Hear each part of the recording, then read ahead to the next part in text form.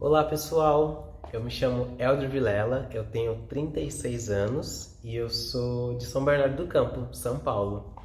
E eu vim aqui contar um pouquinho da minha história para vocês de como que eu entrei no Cirque du Soleil, essa tão renomada companhia circense que faz muito sucesso aí no Brasil e no mundo. E vou começar falando pela escola de circo, como que eu entrei nesse meio do circo. Então, durante muitos anos eu fiz futebol, fiz dança e fiz educação física. Então, eu trabalhei sempre com alguma coisa voltada à atividade física, alguma coisa voltada com o corpo. E não foi diferente.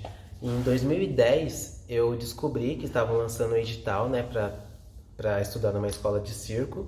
Eu nem sabia que escola que era, eu não sabia nem onde que era. Mas enfim, eu resolvi um pouquinho mudar de áreas. Aí passei no edital e entrei e comecei a estudar na Escola Nacional de Circo que fica no Rio de Janeiro, aí na Praça da Bandeira. E no ano de 2010. E foi uma coisa totalmente louca para mim, uma coisa fora fora da minha atmosfera, porque eu era do futebol, da dança e fazia educação física, mas eu nunca tinha feito nada tão virtuoso e nada tão atlético quanto que é o circo, né? Que o circo ele exige muito da nossa capacidade física, né? Porque os corpos são atléticos, então as modalidades elas também acabam demandando muito da sua dinâmica física para você conseguir fazer as coisas e também da sua mise-en-scène. Então ele pede um pouquinho do seu artístico para você saber dançar, para você saber interpretar, para você saber cantar e enfim, tudo isso que o circo ele proporciona pra gente, esse leque de diversidade artística. E aí, por fim, eu entrei na Escola Nacional em 2010 e lá eu me especializei nas modalidades de handstand, que é parada de mãos, aerostraps, que é faixas aéreas, contorção e também mão a mão, hand to hand. Essas foram as minhas modalidades que eu consegui me formar enquanto artista e enquanto técnica na Escola Nacional de Circo, no ano de 2013. Entrei em 2010 e em 2013 eu me formei. E logo assim que eu me formei, eu consegui alguns contratos para trabalhar fora do país. Pois é, eu morei um pouquinho mais de 8 meses, quase uns 10 meses em Marrocos. Foi meu primeiro contrato fora, tipo, logo no Marrocos. Não sabia falar árabe, não sabia falar nada. Só sabia falar português mesmo. E aí eu tive que me virar, né? Porque logo após a gente foi fazer alguns contratos também pela Europa e outros também em outros países da África, um pouco mais no sul. Então esse foi um grande marco na minha história e na minha carreira circense, né? Que fez eu descobrir um pouquinho mais do que é essa arte fora do Brasil e me entender um pouquinho mais também como ser humano nesse mundão. E aí foi isso. Aí fiquei lá mais ou menos uns 2 anos nesse circo itinerante, trabalhando aí pela Europa e pela África. Voltei para o Brasil, voltei para a escola de circo como professor e fiquei lá mais ou menos por um ano, até o ano de 2010, no final de 2016. Em 2017, montei uma dupla de mão a mão, comecei a trabalhar e fazer vários festivais aqui no Brasil. Trabalhamos com muitas companhias, inclusive com o Sesc, fizemos vários trabalhos com o Sesc também, mas as unidades aqui de São Paulo. E quando foi no ano de 2018, eu fiquei sabendo que o Cirque du Soleil ia fazer uma audição aqui no Brasil. E eu logo super animado, né, falei, quero fazer essa audição, né, que eu almejava muito entrar nessa companhia. E só que aí eu não pude fazer audição presencial, porque eram duas etapas, eram duas fases da audição. Era uma audição só para artistas circenses, que ela ia acontecer no Rio de Janeiro, na Escola Nacional de Circo, para artistas de todas as técnicas e modalidades. E a outra etapa era em outro dia diferente, em São Paulo, que eram só para ginastas, artes marciais, capoeira, kung fu e mais alguma outra que eu não me engano, mas eram todas envolvidas com acrobacia, com acrobacias de solo, com ginástica e afins. E a do Rio de Janeiro, infelizmente eu não pude fazer, porque eu tinha uma viagem marcada para trabalhar, para trabalhar, acho que no Nordeste, e eu não tive como fazer. Então eu mandei um e-mail para eles falando: olha, eu sou o Elder Vilela, eu me inscrevi para fazer audição, eu passei nessa primeira peneira que vocês selecionaram alguns artistas para fazer audição, e infelizmente eu não vou poder comparecer. Eu quero saber se eu posso ir na audição de São Paulo, pelo menos para assistir, porque eu queria muito assistir uma audição do Cirque du Soleil, ver como que é, como que os artistas ou os atletas se interagem e tudo mais. E eles disseram que tudo bem, você pode vir sem nenhum problema, desde que não atrapalhe a audição dos demais. E eu, meio triste, mas meio feliz, eu aceitei, então tudo bem, vou nessa. Aí que vem a parte mais doida, gente. Quando eu cheguei, a audição foi aqui, começou de São Bernardo, né? A audição foi numa cidade vizinha da minha, que é aqui em São Caetano do Sul. E eu cheguei lá em São Caetano, né, no ginásio poliesportivo aqui da cidade. E tava todo mundo falando inglês, eu não sabia falar nada, mas tinha uma mulher que é do Circo Zânia aqui em São Paulo, que ela tava fazendo esse intermédio com a gente, né, essa tradução. E eu cheguei e falei pra ela: olha, eu sou o Elder Vilela, eu sou artista circense, eu vim só assistir a audição, uma vez que já aconteceu no Rio de Janeiro eu não pude fazer. E eles falaram que eu poderia, eu mandei essa mensagem por e-mail e tava tudo ok. Aí logo em seguida ela conversou com o pessoal da auditoria, né, que estava do lado nas mesas anotando os números e cadastrando as pessoas que chegavam. E ela falou com eles em inglês, né? Ah, ele é o Elder Vilela e ele veio fazer audição e tudo mais, né? E eles, logo em seguida, eles comentaram alguma coisa com ela que eu não sabia o que era, e depois ela veio falar comigo. Aí eu já fiquei assim, falei: nossa, eles não vão deixar eu fazer, eles não vão deixar nem eu assistir a audição, né? E eu tinha levado o meu aparelho de parada de mãos, né? Com a esperança de conseguir fazer alguma coisa. Já que o aéreos eu não consegui, o meu número de faixa, né?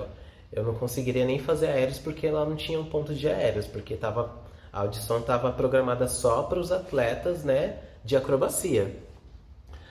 E aí veio essa moça e falou para mim: olha, eles viram o seu e-mail sim, e eles querem te dizer que você já passou na audição e que eles querem muito que você fique até o final, porque eles querem que você faça o teste de dança e o de character work, que é o de teatro. E eu fiquei assim, falei: ué, mas como que eu passei se eu nem fiz? E eu falei pra ela, né? E ela falou assim pra mim: então, é porque eles viram o número que você fez, o número que você colocou no profile do Cirque du Soleil, que é no cadastro, na aplicação, que é o seu número de faixas aéreas. Eles gostaram muito do seu número e eles já te selecionaram pra dentro do casting, só que eles querem ver como que você se desenvolve dançando e atuando. E eu fiquei assim, falei: meu Deus do céu, como que isso pode estar acontecendo comigo? Gente, eu tremi, eu pulei, eu gritei, eu chorei, eu tive todas as reações do mundo ao mesmo tempo, todas as ações físicas, porque eu não estava acreditando. Eu falei: gente do céu, imagine se eu não tivesse ido. Ou seja, eu fiquei muito, mas muito feliz mesmo. Aí o que aconteceu? Eu só fiz ficar até o final da audição. Aí, durante a audição, como eu já tinha passado, né, eles ainda perguntaram pra mim: você sabe fazer alguma coisa de acrobacia de solo? Aí eu já fiz acrobacia de solo na escola de circo, mas foi há muitos anos atrás, né? Tipo, a audição foi em 2018. Eu tinha feito acrobacia de solo em 2010 na escola de circo. Aí eu falei: ó, eu sei fazer, eu já fiz acrobacia, eu sei fazer, mas eu não estou seguro. Eu posso fazer algumas coisas bem simples. Aí eu mostrei as minhas habilidades mais simples possíveis: uma estrelinha sem as mãos, um mortalzinho parado, um flick layout. São coisas que eu tinha muito na base e que não demandava muito treino e também nem muito esforço físico, né? Ou seja, eu não poderia também fazer alguma coisa muito difícil que eu poderia me machucar uma vez que eu não estava com o corpo trabalhado. E eu fiz. Aí depois que eu tive que esperar todo mundo fazer a audição, os ginastas, os capoeiristas, os das artes marciais, os rapazes do parkour também, esqueci de falar. Tive que esperar todos eles fazerem a audição, e quando eles selecionaram, se eu não me engano, acho que foram 25 pessoas. Nossa, foram pouquíssimas pessoas que eles selecionaram. Eram 200, meu número, eu acho que, se eu não me engano, era 240, e selecionaram só 25 dos finalistas. Depois que selecionaram todos esses finalistas, aí sim nós tivemos que fazer a audição de dança e de teatro, que não foi fácil. Eu sou um pouquinho vergonhoso, né? Então a gente teve que ficar desinibido lá, porque a gente tem que mostrar a nossa mise-en-scène. Aí sim eu tive que mostrar o meu lado artístico, né? Um pouquinho de dança e um pouquinho de música. Ainda bem que eu tinha um pouquinho dessa base, de acordo com as minhas experiências anteriores, né? Inclusive na escola de circo. Mas mesmo assim não foi fácil, foi difícil. Bom, enfim, gente. Aí, finalizando todo esse processo, passei, né? Passei na etapa na peneira de dança e de teatro. E aí eles reuniram com nós todos, né? E falaram, ó, agora vocês esperem, né? Vocês vão ter que esperar porque nós temos 15 shows em produção, mas pode ser que a gente chame vocês amanhã, ou pode ser que a gente chame vocês daqui a 6 anos, ou pode ser que a gente não chame vocês. Porque mesmo que estamos com muitos shows em produção, nós precisamos localizar um perfil dentro desse show que é o mesmo perfil de vocês. Então, por exemplo, eles quiseram explicar pra gente que mesmo eles tendo tantos shows, muita demanda, tinha que abrir uma vaga com uma pessoa com o meu perfil, baixinho, pretinho, e que faz acrobacia de solo ou que faz aéreos, né, especificamente faixa, que se enquadrasse dentro daquele perfil e dentro daquele show, para eles me chamarem para fazer o show. Aí, tudo bem, né? Ficamos felizes por a gente já ter passado na audição, né? Então a gente sabe que agora nós já por exemplo, eu já sabia que eu tinha muito potencial, mas agora eu sabia que eu tinha potencial para eles também. E fiquei muito feliz, né? E fiquei na esperança lá de ser chamado algum dia.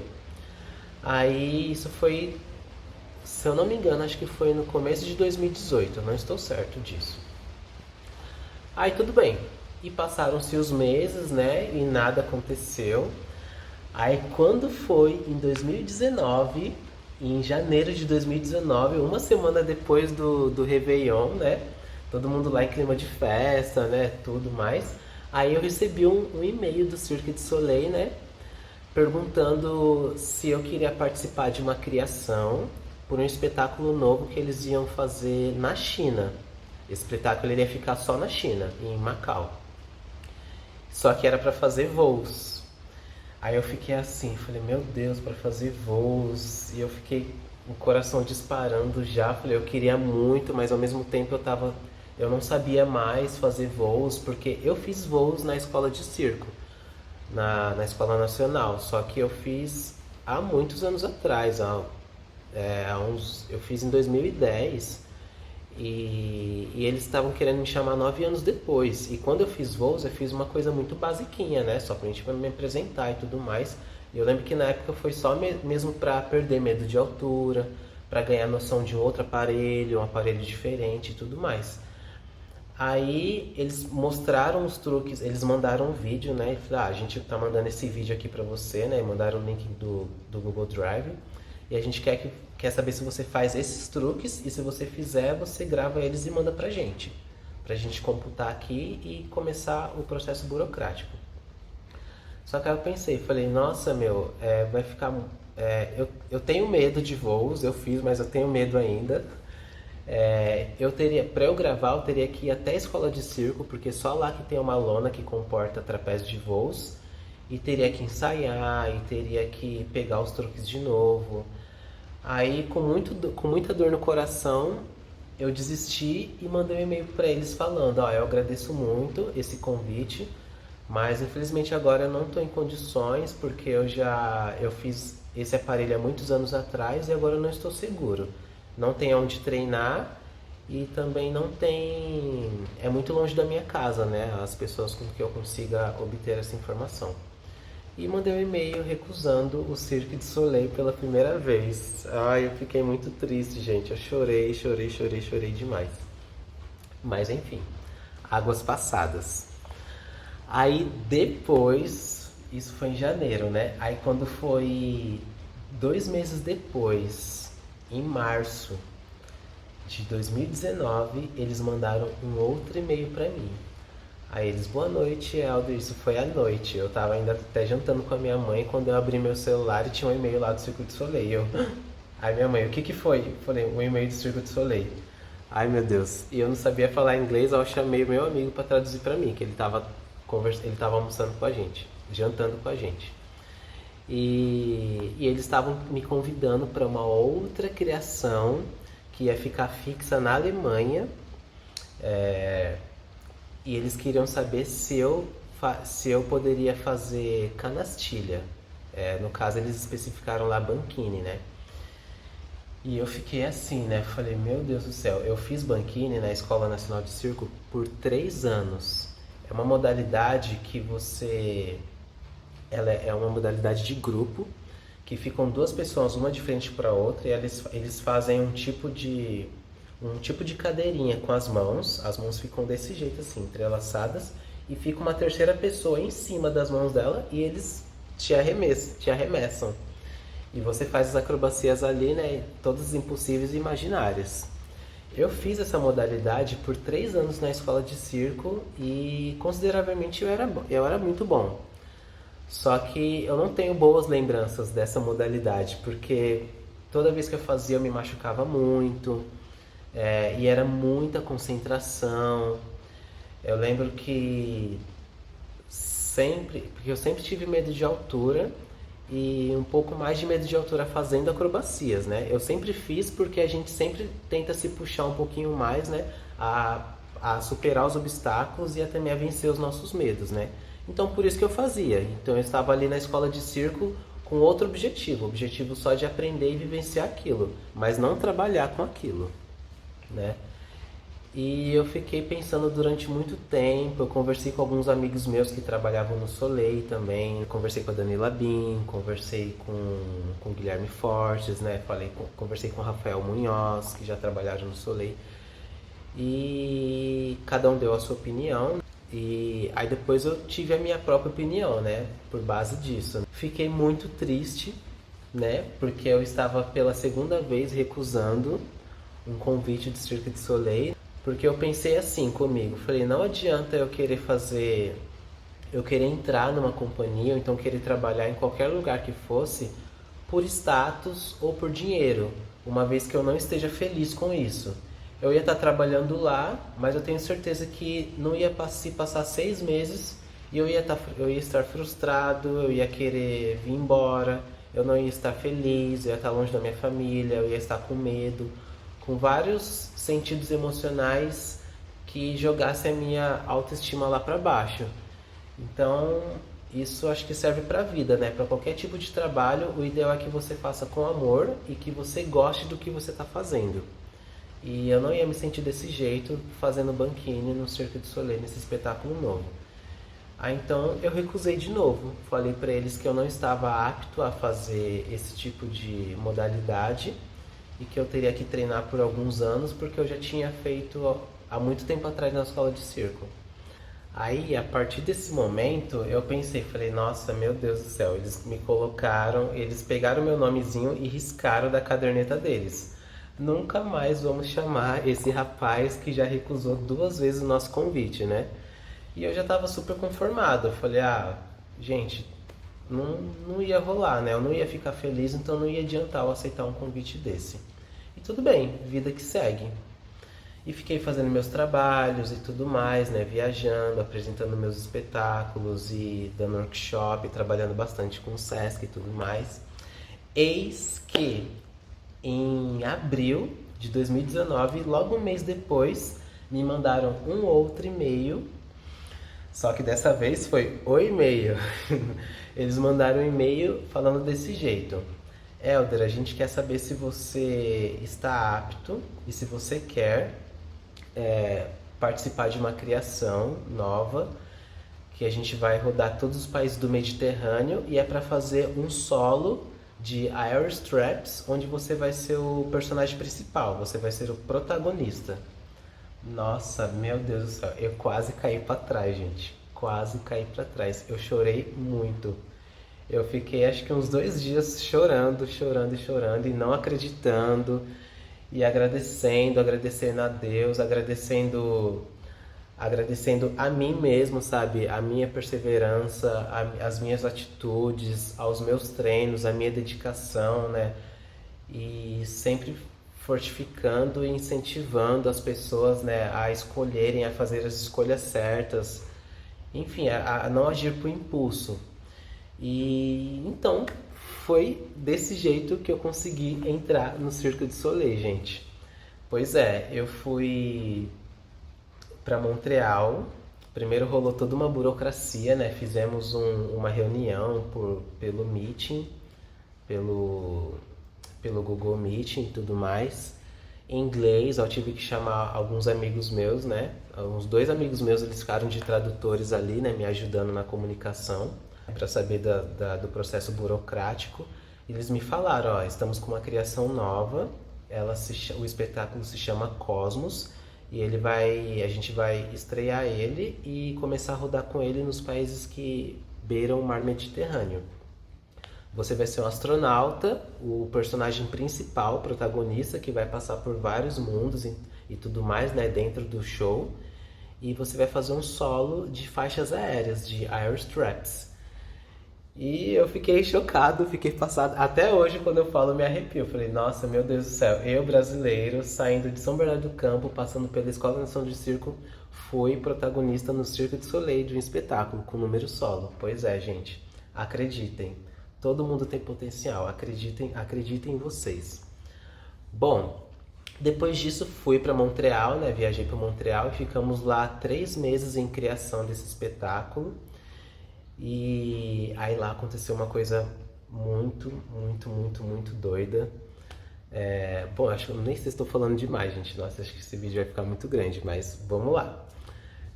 Quando eu cheguei lá em Montreal, todos os números eles teriam que ser criados, né, para se encaixar dentro desse espetáculo. Aí teve uma reunião, né, de uma auditoria com todos os diretores e diretor artístico e todos os supervisores e técnicos do Soleil, né, onde nós artistas sentávamos lá, né, e eles passavam um telão, né, e eles explicavam, né, ó, o número de acrobacia de solos. Aí, como os números não estavam formados ainda, eles pegavam um número qualquer dos espetáculos deles, né, e mostravam pra gente como que a gente teoricamente teria que fazer. Ah, o número de acrobacia de solos é composto por 6 artistas e vocês vão ter que fazer isso. Aí eles passavam no telão o que eles tinham que fazer. O número da contorcionista, ela vai ser uma cobra e ela vai ter que fazer isso e fazer esses truques. Aí mostrava lá no telão o número de alguma outra contorcionista e pra gente ter uma referência de como seria o nosso número. E assim ele fez com todos. E com o meu foi diferente. Eu tinha uma tradutora que ficava 24 horas comigo, né? Eles contrataram uma tradutora comigo, então ela era como se fosse minha sombra, era minha melhor amiga. Para onde eu ia, ela ia junto, porque como eu era o personagem principal, eu tinha muita informação a todo momento, então eles tinham que ter certeza de que eu estava entendendo tudo. Por isso eles colocaram uma tradutora intérprete 24 horas comigo. E quando chegou na minha vez, eles mostraram um slide com o meu ato de air straps que eu criei aqui no Brasil e colocaram a música deles em cima. E todo mundo ficou assim. Falei, nossa, mas como assim? Você veio antes e fez e agora você tá aqui de novo? E eu fiquei sem saber também. Falei, gente, por que só o meu tá ali mostrando com a música deles? O meu número só que com a música deles. Aí a tradutora me falou, né, depois, que eles gostaram tanto do ato que eu criei aqui no Brasil, que foi o ato que eu coloquei no profile, que eu coloquei no site deles para me cadastrar para audição, que eles gostaram muito desse ato, tanto que eles queriam que eu reproduzisse esse mesmo ato no espetáculo. E eu fiquei assim, falei, gente do céu, como que pode isso, gente? Como que a gente... Aí que entra a parte da valorização, né, do governo e de todos nós brasileiros, de valorizarmos os artistas brasileiros e de nós também nos valorizarmos e também de nós acreditarmos em nós, porque nós temos sim potencial, sabe? Nós fazemos tudo com muita garra, sozinho, sem muito apoio cultural, sem muito apoio da família, sem muito apoio do governo. e somos bons tanto quanto eles lá fora.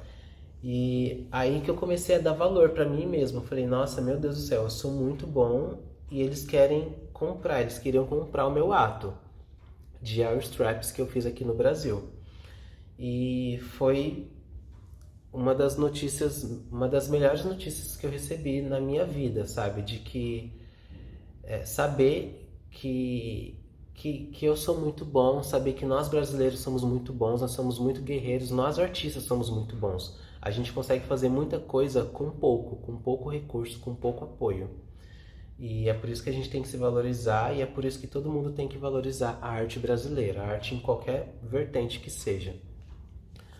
Bom, aí essa foi a primeira parte, né, da criação, né? Tivemos que criar todos os números, com exceção de mim, de que eu não precisava criar, né? Meu número já estava criado, eu só precisava ensaiar ele e adequar ele dentro da música, né? Eles já tinham escolhido uma música, já tinham colocado a música em cima dos meus truques e eu só tinha que ficar ali ensaiando. Então, para mim, essa parte, graças a Deus, foi muito, muito, muito tranquilo. Porque eu tava com muito medo de eles pedirem coisas difíceis, ou coisas que eu não sabia, ou coisas que machucavam. Esse é o maior medo, né? De quando você entra numa companhia nova e você não sabe o que tá te esperando. Uma vez que... uma vez que agora eu já não precisava mais, sabe? Ter todo esse estresse em cima de mim. Bom, foi isso.